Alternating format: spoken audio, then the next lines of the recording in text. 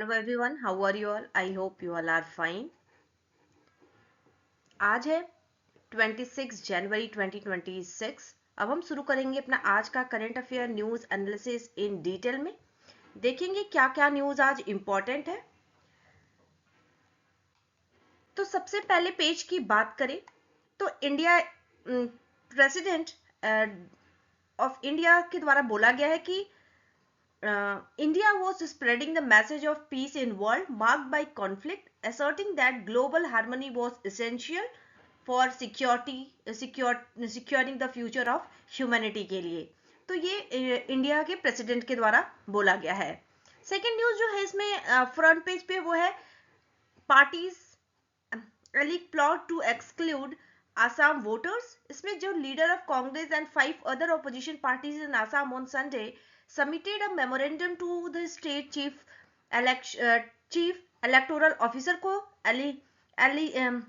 allegation लगाया कि that fake objection were being filed to remove voter from the draft roll during the special revision exercise के द्वारा। उसके बाद हम डिस्कस करेंगे अपना पहला न्यूज जो कि है जनरल स्टडी पेपर 2 गवर्नेंस से related about lowering juvenile age के लिए।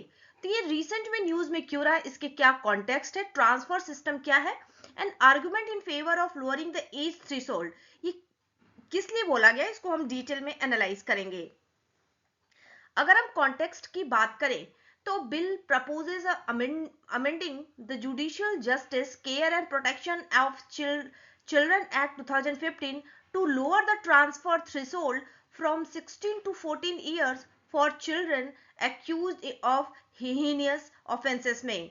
अगर हम ट्रांसफर सिस्टम की बात करें, सबसे पहले हम डिस्कस करेंगे लीगल मैकेनिज्म क्या है। तो introduce transfer system allowing 16 to 18 years old accused of heinous offenses, that is minimum punishment 7 year plus है, to be potentially tried as a adult के रूप में। सेकेंड जो है वो प्रिलिमिनरी असेसमेंट, जिसमें जुवेनाइल जस्टिस बोर्ड असेस करते हैं मेंटल कैपेसिटी को, अंडरस्टैंडिंग ऑफ कॉन्सिक्वेंसेस को and circumstance to decide adult trial transfer के लिए। थर्ड देखें तो इसमें चिल्ड्रन कोर्ट रोल, जिसमें if transfer the children court में try the child as an adult और deal with them as a child के रूप में, depending on the case assessment के।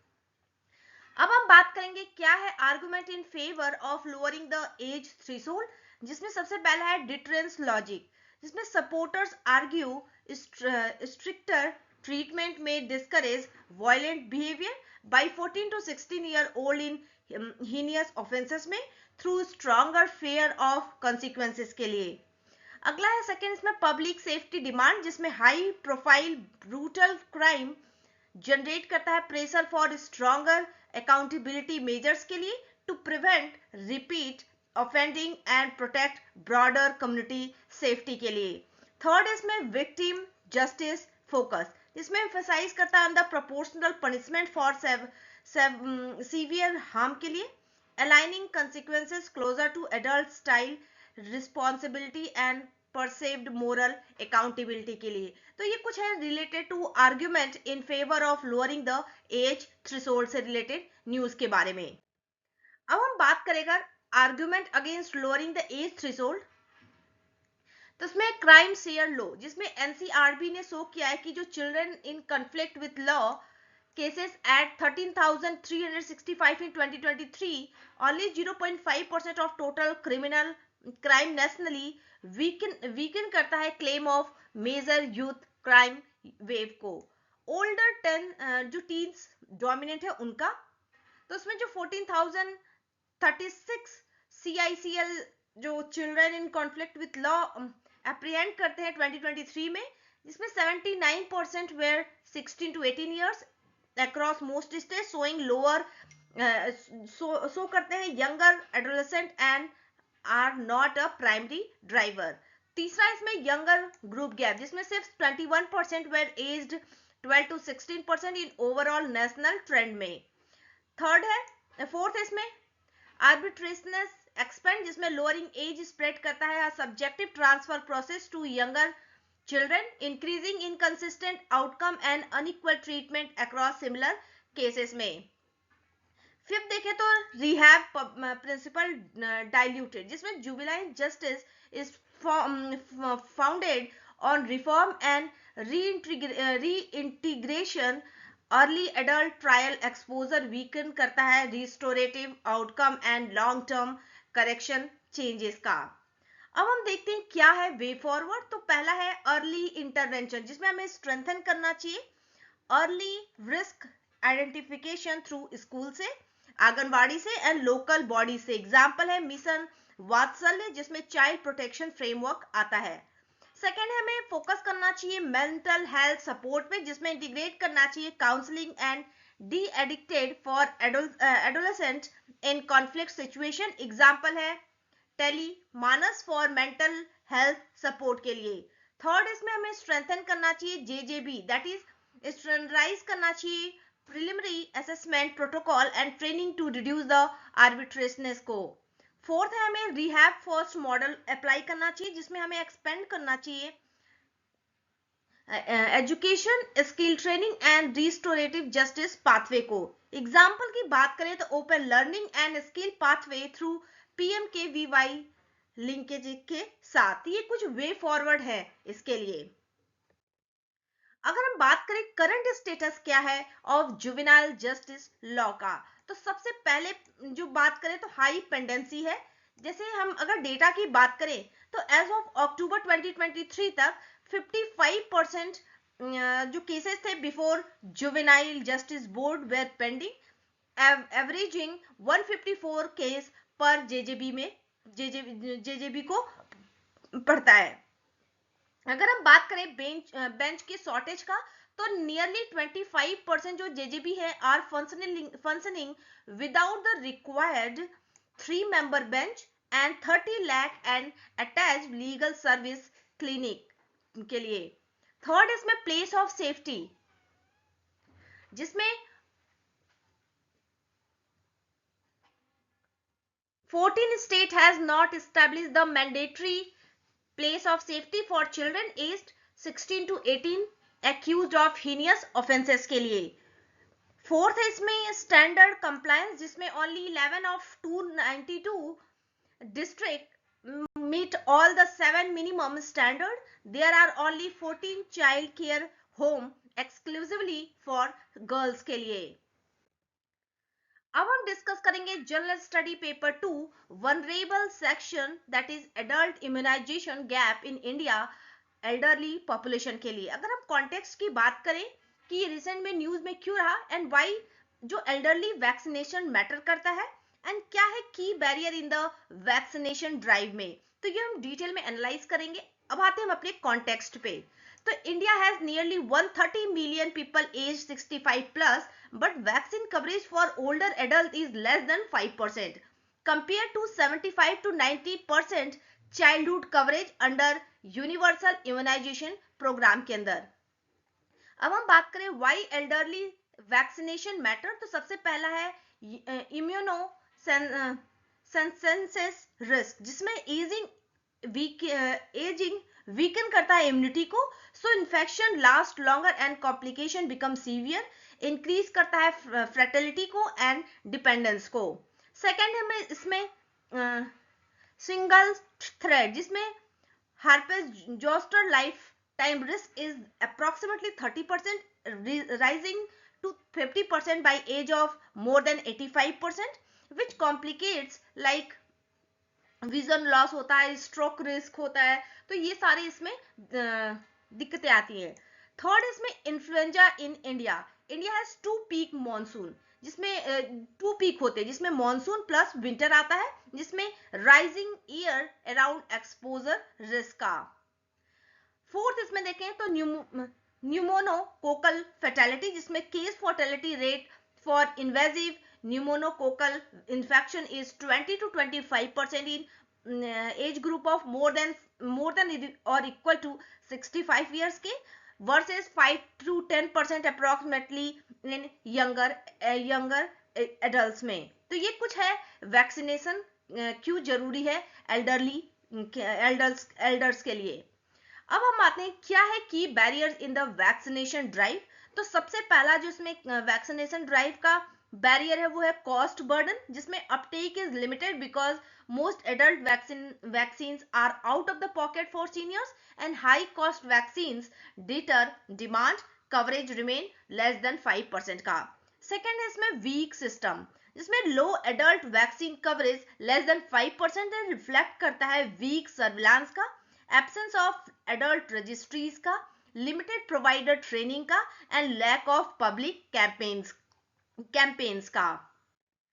अगर हम वे फॉरवर्ड देखें तो सबसे पहले है नेशनल पॉलिसी, जिसमें launch a structured adult immunization schedule by age और condition integrated into a primary care।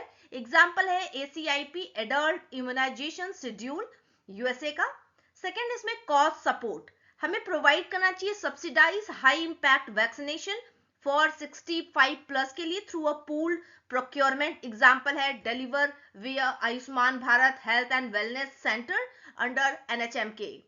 Third इसमें हमें आउटरीच करना चाहिए डिलीवरी सिस्टम को, जिसमें हमें कम्युनिटी या home vaccination drive to reduce access barriers. Example है polling booth style outreach at senior centres पे। फोर्थ है हमें रिमाइंडर सिस्टम, जिसमें यूज करना चाहिए हमें SMS and phone alerts for annual और एंड बूस्टर शेड्यूल के। एग्जाम्पल है CoWIN like reminder architecture for adult vaccination के लिए। अब हम बात करें गवर्नमेंट ने क्या इनिशिएटिव लिया for vaccination drive in India में। तो सबसे पहले जो गवर्नमेंट ने इनिशिएटिव लिया वो है यूनिवर्सल इम्यूनाइजेशन प्रोग्राम, जिसको UIP बोलते हैं। तो ये प्रोवाइड करता है free vaccination to all children and pregnant women against major preventable disease to reduce morbidity and mortality का। सेकेंड इसमें मिशन इंद्रधनुष, जिसमें अचीव करना full immunisation for children under 2 and pregnant women and specially in under served areas, target करता है की preventable disease का। Third इसमें हर घर दस्तक कैंपेन, जिसमें इंश्योर करता है door to door COVID-19 vaccination coverage का, reaching unvaccinated individual in rural and remote regions में। फोर्थ है इसमें यूविन पोर्टल, जिसमें डिजिटली ट्रैक करता है इम्यूनाइजेशन, मॉनिटर करता है वैक्सीन सप्लाई का एंड इंश्योर करता है timely deliver for efficient programme management का। अगला देखें तो HPV वैक्सीनेशन इनिशिएटिव, जिसमें ये प्रिवेंट करता है cervical cancer by providing free HPV vaccines to girl age between 5 to 14 under state support programme के अंदर। तो ये कुछ गवर्नमेंट इनिशिएटिव लिया गया है for vaccination drive in India से। अब आते हम अपने जनरल स्टडी पेपर 3 से डिस्कस करेंगे NITI Aayog sector wise green transition road map के बारे में। अगर हम कॉन्टेक्स्ट की बात करें एंड ये green transition in the cement sector है क्या, इससे रिलेटेड क्या न्यूज है, इसको हम डिटेल में एनालाइज करेंगे। तो अगर हम बात करें कॉन्टेक्स्ट की, तो नीति आयोग ने रिलीज किया है 3 landmark report outlining decarbonisation road map for India cement aluminium and MSME sectors के लिए। अगर हम बात करें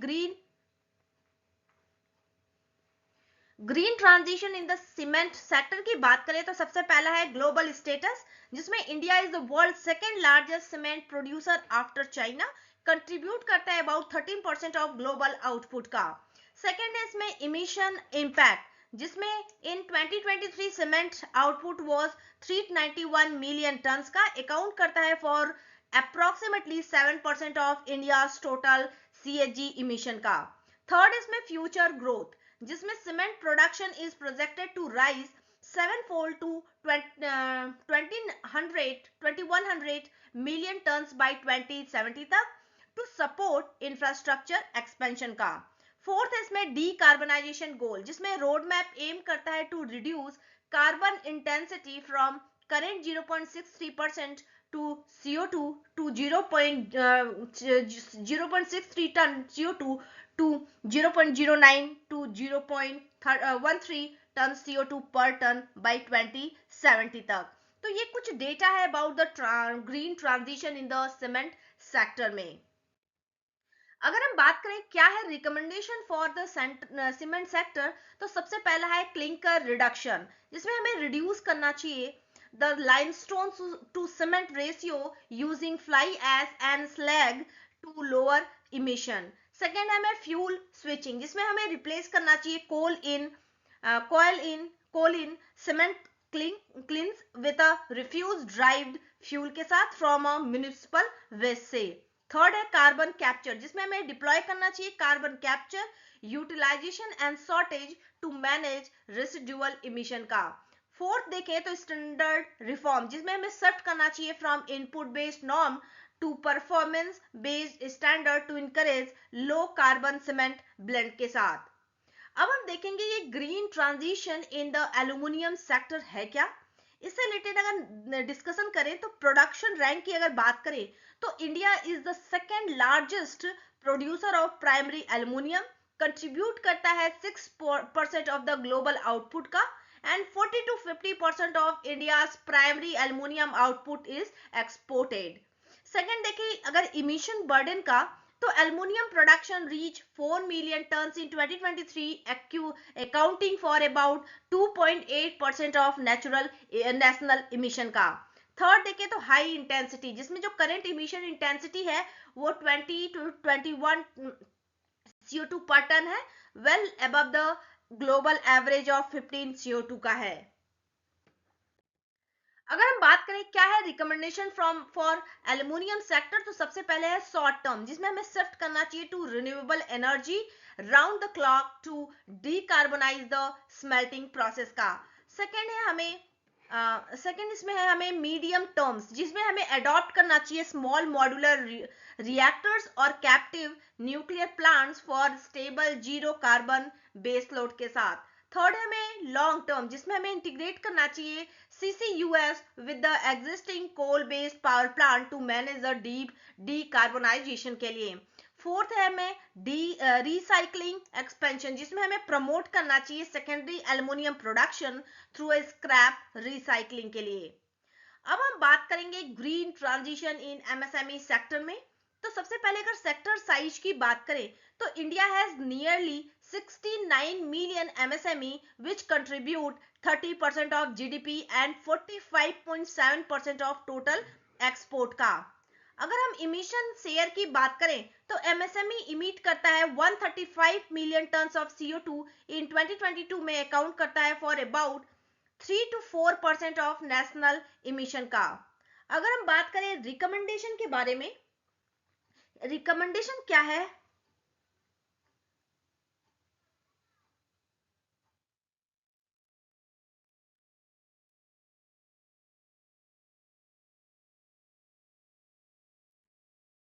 रिकमेंडेशन फॉर MSME सेक्टर की बात करें तो सबसे पहला है सेंट्रल का कोऑर्डिनेशन, जिसमें हमें स्टैब्लिश करना चाहिए a national project management agency to coordinate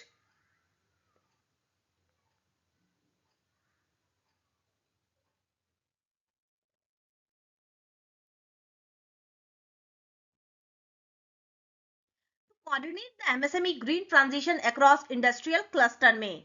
second है क्लीनर फ्यूल, जिसमें हमें रिप्लेस करना चाहिए coal and furnace oil with a cleaner fuel के साथ सच एज नेचुरल गैस और बायोमास का। थर्ड है ग्रीन पावर, जिसमें हमें इनेबल करना चाहिए MSME to procure renewable electricity through the green open access rule के साथ। फोर्थ है हमें ग्रीन फाइनेंस, जिसमें हमें एलोकेट करना चाहिए dedicated credit guarantee fund to help MSME manage high upfront cost for green technologies के लिए। तो ये कुछ रिकमेंडेशन है फॉर MSME सेक्टर्स के लिए। अगर हम बात करें इंडिया का क्या स्टेटस है in the green clean energy में, तो सबसे पहला देखें तो इंडिया रैंक करता है fourth globally in total renewable energy install capacity में, reaching 191 gigawatt as of May 2024 में, comprising approximately 81 gigawatt solar, 46 gigawatt of wind and 64 gigawatt from a combination of hydro and biomass का। अगर हम बात करें India का क्या एम है to achieve 500 gigawatt non-fossil fuel capacity and ensure a 50% renewable share in the electricity mix by 2030 with a long-term commitment to net zero emission by 2070 तक, according to the UNICEF UNFCCC COP26 declaration में। अब हम बात करें क्या है need to shift towards a clean energy. तो सबसे पहला है इंश्योर करना एनर्जी सिक्योरिटी का। तो इंडिया का जो इंपोर्ट है वो 80% ऑफ इट्स क्रूड ऑयल है and 50% of its coal, making it vulnerable to global price fluctuation में। Clean energy can lessen this dependency and enhance करेगा स्ट्रेटेजिक ऑटोनॉमी का। सेकेंड है catalysing job and green growth का, जिसमें economic survey 2022-23 state करता है that India का जो रिन्यूएबल एनर्जी सेक्टर है can create 3.5 million jobs by 2030 enabling a just energy transition के लिए। थर्ड है फुलफिलिंग क्लाइमेट कमिटमेंट, जिसमें इंडिया ने प्लीज किया है to reduce 1 billion tons of CO2 emission by 2030 तक and achieve net zero by 2070 in reinforcing its leadership in climate diplomacy under Paris Agreement के। अगला है safeguarding public health, जिसमें जो fossil fuel pollution है contribute करता है to over 1.7 million premature death annually in India। Clean energy will significantly reduce करेगा disease burden and health care cost का। अब हम बात करें क्या है एक्सेलरेटिंग रिन्यूएबल एनर्जी ग्रोथ। तो इंडिया का जो रिन्यूएबल एनर्जी कैपेसिटी है has reached 191 gigawatt as of May 2024 with an ambitious target of 500 gigawatt of non-fossil fuel capacity by 2030 तक। तो ये है need to shift towards clean energy का। अब हम डिस्कस करेंगे जनरल स्टडी पेपर 3 इन्वायरमेंट से रिलेटेड न्यूज, जिसमें हम बात करेंगे CAQM that is commission for air quality management synthesis report on air pollution sources पे। अगर हम कॉन्टेक्स्ट की बात करें तो जो commission for air quality management release करता है synthesize report on air pollution sources in national capital region में। अगर इसके ऑब्जेक्टिव की बात करें तो जो रिपोर्ट का एम है to establish a uniform evidence-based understanding of pollution source to inform actionable air quality policies के लिए। अगर हम बात करें जुडिशियल मैंडेट का तो recently supreme court directed this meta analysis to resolve conflicting data set and policy paralysis का। अब हम देखें क्या है की फाइंडिंग ऑफ द रिपोर्ट। तो सबसे पहला है सेकेंडरी पार्टिकल्स, जिसमें सेकेंडरी पार्टिकल जो पार्टिकुलेट मैटर है is largest contributor to winter pollution के लिए, अकाउंट करता है 27% ऑफ PM 2.5 लोड का, followed by transport and biomass burning का। सेकेंड है ट्रांसपोर्ट इमिशन, जिसमें transport sector remain the largest primary direct source of pollution का, कंट्रीब्यूट करता है 23% to the total winter load का। थर्ड है अमोनियम सोर्स, जिसमें agriculture fertilisers and life stock excreta account करता है for 77 to 80% of ammonia emission that drive secondary particle formation का। अगला है सीजनल शिफ्ट, जिसमें dominant pollution source flip seasonally with combination with combustion source vehicles and biomass का, driving winter pollution and crystal dust dominate करता है summer month को।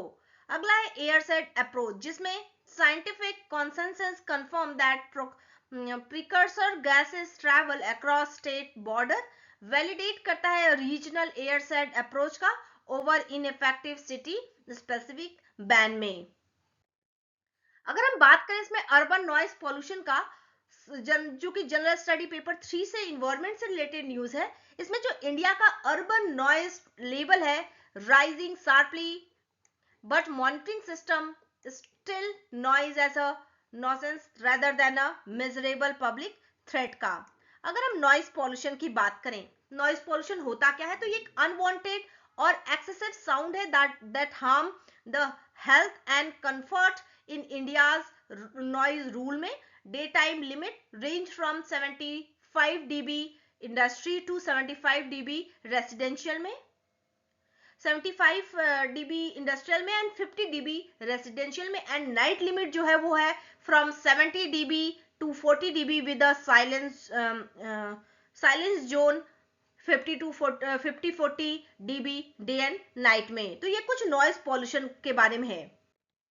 अगर हम बात करें करंट स्टेटस क्या है of urban noise pollution in India में, तो सबसे पहला है हाई डेली एक्सपोजर, जिसमें routine urban sound level seat around 65 to 75 dB in monitoring area में। अगर ट्रैफिक डोमिनेंस की बात करें तो road safety remain the primary driver with city environment exceeding 70 dB का। अगर हम पीक स्पाइक नॉर्मलाइज करें तो honking driven peak can reach approximately 80 dB in the dense corridor में। फोर्थ है लिमिटेड नेटवर्क रीच, जिसमें national monitoring coverage remain thin with a fixed station network of approximately 82 station का, missing many hyper local hotspot का। अगर हम बात करें why urban noise is serious health issue, तो सबसे पहला है कार्डियो का स्ट्रेन, जिसमें क्रोनिक एक्सपोजर होता है एसोसिएटेड है विद द कार्डियोवास्कुलर स्ट्रेन से, स्ट्रेस एक्टिविटी से एंड हाइपरटेंशन लिंक्ड रिस्क के लिए। सेकेंड है स्लीप डिस्टर्बेंस, जिसमें जो नाइट टाइम साउंड है near approximately 68.6 dB का, is quiet area can still disrupt sleep. Third है cognitive fatigue, जिसमें workplace noise above 80 dB is linked to concentration loss, headache and fatigue, reduce करेगा daily functioning capacity का। अगला hearing harm, जिसमें sustained high exposure increase करेगा tinnitus risk का and auditory strain over time में। अगला है फ्रीक्वेंसी इफेक्ट, जिसमें high frequency noise is linked with the hearing damage से, while low frequency noise is associated with hypertension and cognitive fatigue से। तो ये कुछ है related to why urban noise is serious health issues. अब हम बात करें क्यों safeguard for noise pollution in India, तो सबसे पहला है कॉन्स्टिट्यूशनल सेफगार्ड, जिसमें जो आर्टिकल 21 है राइट टू लाइफ इंक्लूड करता है protection from harmful noise, affect करता है हेल्थ एंड स्लीप को। सेकेंड है आर्टिकल 19 का, जिसमें speech religious freedom are subject to public order and can not override other liberty को। थर्ड है इसमें article 48A, article 51AG environmental protection as a state duty and citizen duty, support करेगा stricter enforcement against noise pollution में। अगर हम बात करें क्या है लीगल सेफगार्ड, तो इसमें आता है नेशनल एनवायरनमेंट प्रोटेक्शन एक्ट 1986, जिसमें सेंटर का फ्रेमवर्क है इनेबल करना standard and enforcement direction for pollutants के लिए, इसमें इंक्लूड है एम्बिएंट नॉइज भी। सेकेंड है इसका नॉइज पॉल्यूशन रूल 2000 का, जिसमें सेट करता है ambient noise standard for zones and regulate करता है लाउड स्पीकर्स को, पब्लिक एड्रेस सिस्टम को एंड टाइम रिस्ट्रिक्शन को।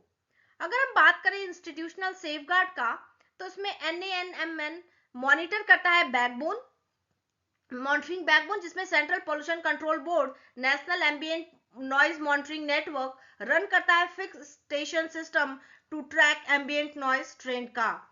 सेकेंड है स्टेट बोर्ड इन्फोर्समेंट, जिसमें state pollution control board and pollution control committee are primary field enforcer for ambient noise standard के लिए। तो ये कुछ है इंस्टीट्यूशनल सेफगार्ड। अब हम बात करेंगे क्या है की जजमेंट, तो इन री नॉइज पॉल्यूशन सुप्रीम कोर्ट 2005 में सुप्रीम कोर्ट ने टाइटन किया regulation of loud speaker, fire cracker and upheld किया night time peace as a legal right के रूप में। सेकेंड है चर्च ऑफ गॉड केस, जिसमें सुप्रीम कोर्ट 2000 में religious activity can not justify noise pollution, other right to quietness and health must be protected. अगर हम बात करें क्या है की gap in India noise governance का, तो सबसे पहले है साइलेंट जोन ब्रीच्ड, जिसमें silence and residence zone has been recorded as high 77 dB with night level is quiet in quiet area reaches 68.6 dB का। स्पेयर्स मॉनिटरिंग, जिसमें with only 82 fixed station nationwide many hotspot remain unmeasured. Third है exposure misclassification, जिसमें multiple जो overlapping sources है create करते हैं measurement confusion, weaken करते हैं clean linkage between exposure and outcome in real street में।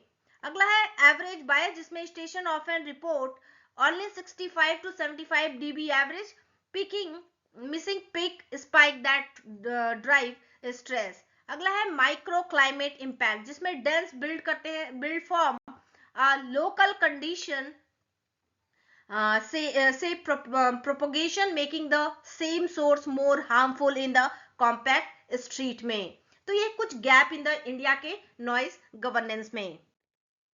अब हम डिस्कस करेंगे जनरल स्टडी पेपर 3 इन्वायरमेंट से रिलेटेड न्यूज, जो कि है इन्वायरमेंटल प्रोटेक्शन फंड रूल्स 2026 के बारे में। अगर हम कॉन्टेक्स्ट की बात करें तो गवर्नमेंट ने नोटिफाई किया है rules for utilization of environmental protection fund to ensure penalties collected under environmental law are use for pollution control के लिए। अगर हम बात करें अबाउट एनवायरमेंटल प्रोटेक्शन फंड के बारे में, तो लीगल बैकिंग क्या है, तो इनेबल करता है थ्रू द जन विश्वास, that is amendment of provision act 2023 का, which decriminalize minor environmental offenses but retain monetary penalties का। अगला है कोर आइडिया, जिसमें कन्वर्ट करता है polluter pays penalties into the restorative environmental outcome में। अगला है पेनल्टी पूल, जिसमें fund is build from penalties compensation exposed under की environmental law like air act, water act and environmental protection act 1986 का। अगर हम बात करें एडमिनिस्ट्रेटिव एंड डिजिटल आर्किटेक्चर का, तो इसमें जो नोडल अथॉरिटी है वो है जो इसमें नोडल अथॉरिटी है वो है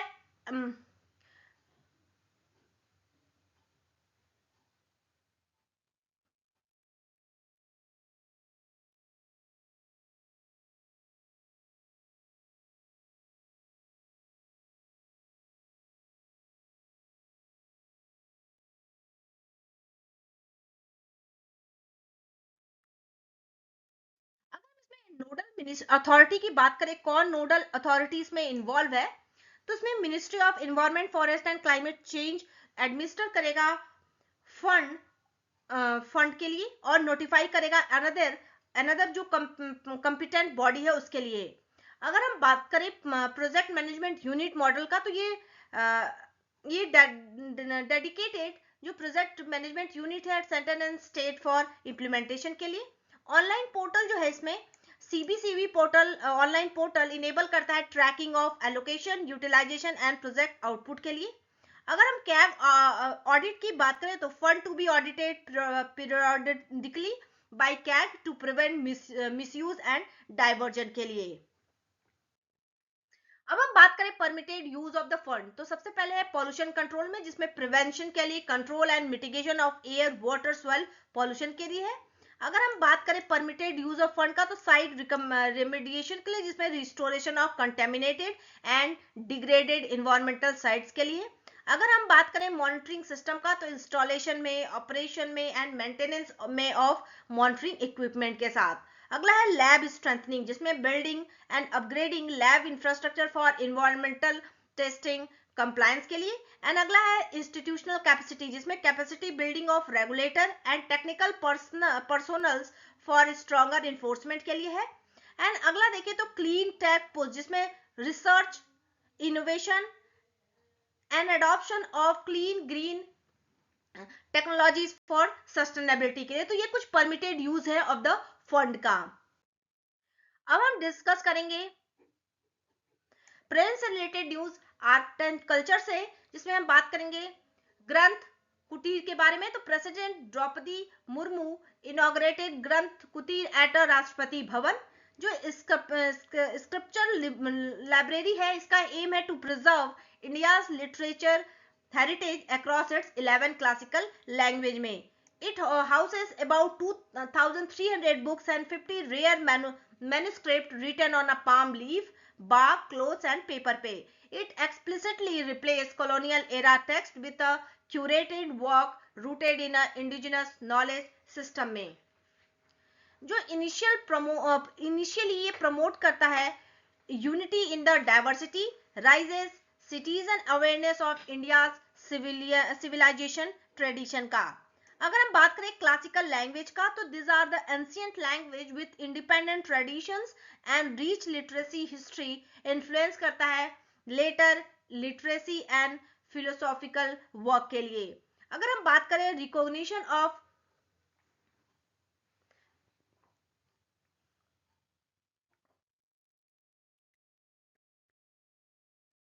Recognition of classical language ये based on the criteria set by the linguistic expert community के लिए। अगर बात करें, इंडिया ने रिकॉग्नाइज किया है 11 क्लासिकल लैंग्वेज, जिसमें तमिलनाडु 2004 का है, संस्कृत 2005 एंड कन्नड़ा 2008, तेलुगु 2008, मलयालम 2013,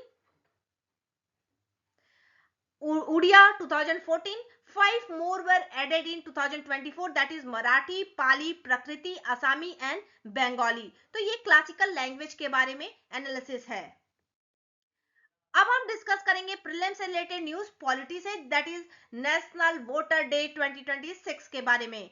अगर हम कॉन्टेक्स्ट की बात करें, तो 16 जो नेशनल वोटर डे है is being observed on January 25, 2026 में।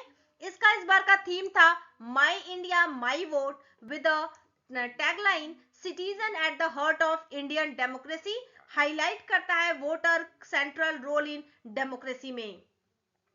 अगर हम बात करें चीफ गेस्ट क्या, तो president Droupadi Murmu will preside over the national level function in New Delhi में। अगर हम बात करें नेशनल वोटर्स डे का, तो इसको ऑब्जर्व किया जाता है annually to mark the establishment of election commission of India in 1950 में। गवर्नमेंट ऑफ इंडिया ने फर्स्ट इंस्टीट्यूट किया the day in 2011 to address low youth voter enrolment का। बात करेगा डे एम है,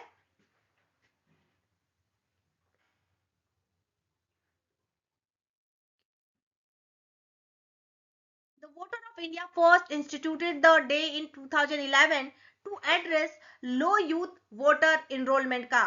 जो डे है इसका एम है to facilitate the maximise voter registration specially among the newly eligible voters के लिए।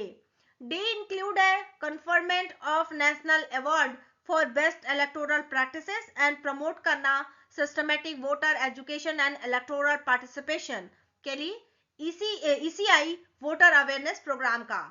जो ईसीआई है एक परमानेंट ऑटोनोमस कॉन्स्टिट्यूशनल बॉडी है, एस्टैब्लिश हुआ ऑन जनवरी 25 को 1950 में to conduct and regulate election in a country में। अब हम डिस्कस करेंगे प्रीलिम से related news, that is environment से रिलेटेड है, डिजिटल क्लाइमेट एटलस के बारे में। कॉन्टेक्स्ट की बात करें तो गवर्नमेंट ने लॉन्च किया है digital climate Atlas, the Atlas of Climate Adaptation in India's Agriculture, and it marks the 15 years of National Innovation in Climate Resilient Agricultural Program का, developed by Indian Council of Agricultural Research and Berkeley Institute for South Asia का। बात करें अगर हम atlas of climate adaptation in Indian के agriculture में, तो India is design to support location specific data driven adoption planning to safeguard agri food system from climate stress से। अगर हम बात करें क्या है, it synthesize 15 year of NICRA research output to guide the future climate risk investment का। अगर हम सिग्निफिकेंस की बात करें तो ये स्ट्रेंथन करता है इंडिया का क्लाइमेट रिसाइलेंस इकोसिस्टम एंड विकसित Bharat at the rate of 2047 के गोल का। अगर हम बात करें NICRA के बारे में, that is national innovation in climate research resilient agriculture के बारे में, तो ये लॉन्च हुआ था 2011 में बाय ICAR के द्वारा, Indian Council of Agricultural Research to improve the resilience of Indian agriculture to climate variability covering crop, livestock and fisheries में। अगर इसके की कंपोनेंट की बात करें तो स्कीम ऑपरेट करता है थ्रू 4 पिलर्स। इसमें पिलर जो है वो है पहला स्ट्रेटेजिक रिसर्च, जिसमें फोकस करता है long term adoption and mitigation across different sector में। इसमें अगला है टेक्नोलॉजी डेमोन्स्ट्रेशन, जिसमें implementing in farmer field is highly climate vulnerable district में। तो ये कुछ की कंपोनेंट इससे है। अब हम बात करें क्या है current status of India climate resilient agriculture के बारे में। तो बात करें अगर NICRA फुटप्रिंट का, तो सिंस 2011 जो क्लाइमेट का resilient practice under NICRA has been demonstrated in 448 climate resilient villages में, कवर करता है ड्रॉट को, फ्लड को, हीट को एंड साइक्लोन प्रोन रीजन को। इसमें बात करें अगर मिशन बैकिंग का, तो national mission for sustainable agriculture target करता है rainfed area that is approximately 60% of the cultivated land का, जो कि फोकस करेगा ऑन सॉइल हेल्थ के, water efficiency and integrated farming से। अगर हम बात करें इसमें बायो इनपुट मार्केट क्या है, तो इंडिया इमर्ज हुआ as a major bio input hub के रूप में with bio fertilizers and biopesticide market growing at double digit rate के साथ, रिफ्लेक्ट करता है अर्ली CRA एडॉप्शन का। अगर हम इसमें डिजिटल पुश की बात करें, तो over 1000 agri tech startup now offer करते हैं AI एडवाइजरीज का, प्रिसाइजन इरिगेशन का एंड क्रॉप मॉनिटरिंग का, through adoption remain uneven across region में। अगर हम साइंटिफिक कैपेसिटी की बात करें, तो India has 700 plus ICAR institution and Krishi Vigyan केंद्र, giving it one of the world largest public agriculture research and development network का। अगर हम बात करें क्यों जरूरी है, why the need for climate smart farming is in India is necessary, तो सबसे पहला है रेनफीड एक्सपोजर का, जिसमें अबाउट 51% ऑफ इंडिया का जो नेट सोन एरिया है is रेनफीड, yet it produces approximately 40% of national food output का, making food supply highly climate sensitive। अगला है yield decline risk, जिसमें climate projection indicate करता है 3 to 22% fall in rice yield by 2100 में, with worst case losses exceeding 30% under high emission scenario में। अगर हम पॉपुलेशन प्रेशर की बात करें, तो इंडिया सपोर्ट करता है approximately 18% of global population on approximately 11% of global arable land में, demanding productivity gain under stress में। अगर हम इंपोर्ट वनरेबिलिटीज की बात करें, तो climate shock can rise cereal import, example है food inflation crossed 10% in the multiple month post 2023 में extreme weather event में। अगर हम resource stress की बात करें, तो agriculture consume approximately 80% of India's fresh water, while ground water block करता है in over 25% district में, are already over exploited है। अब हम बात करें चैलेंजेस क्या फेस किए जाते हैं इसके द्वारा, तो सबसे पहला है स्मॉल होल्डर कंस्ट्रेंट, जिसमें ओवर 85% ऑफ इंडियन जो फार्मर हैं are small and marginal, limiting affordability and scale of CRA technologies का।